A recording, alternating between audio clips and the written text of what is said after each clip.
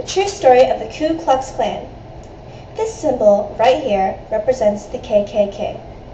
The traditional red, white, and black symbol, known as the blood drop, is also a form of the original design. In the cross wheel, we see the cross of Jesus Christ, the wheel of creativity, the circle of unity, and motion. Through the centuries, not one symbol has represented the white race better than the cross wheel. After the Civil War, the blacks got more rights, freedom, and etc. Some whites thought that sooner or later, blacks would overrule whites. So in 1866, a white terrorist group called the Ku Klux Klan was formed. Former slave trader and Confederate General Nathan Bedford Forrest formed this group. The purpose of the KKK was to restore white supremacy after the American Civil War. The Klan resisted Reconstruction by threatening freed men, also known as freed slaves, and white Republicans, members of the abolitionist movement. The KKK quickly then started using violent methods to solve their problems and hates. Many blacks were scared of the KKK, and here's one of the reactions of a black slave named Pierce Harper.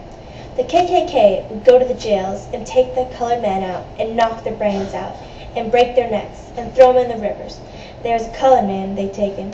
His name was Jim Freeman. They'd taken him, destroyed his stuff, and him, because he was making money, and so they hung him on a tree in his front yard, right in front of his cabin. To terrorize the blacks and to scare the blacks, the KKK burned their houses down, hung them, and even tortured them. Hanging was a warning to the blacks, abolitionists, and the whole town.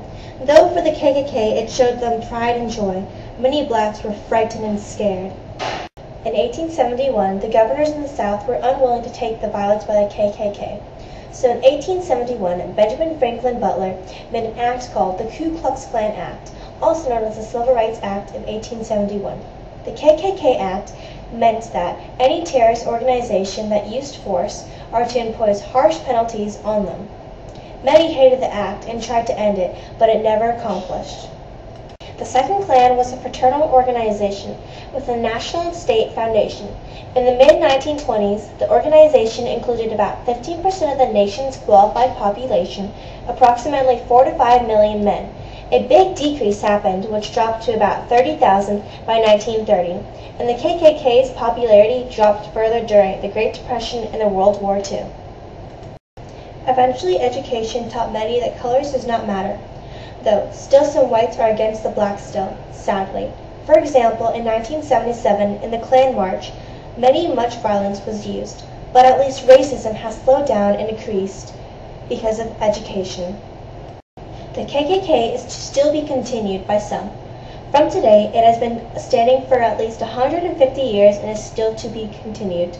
There are few today that don't agree with others about different races and that just can't accept them. But they will soon learn, hopefully, so that peace will be final to this world.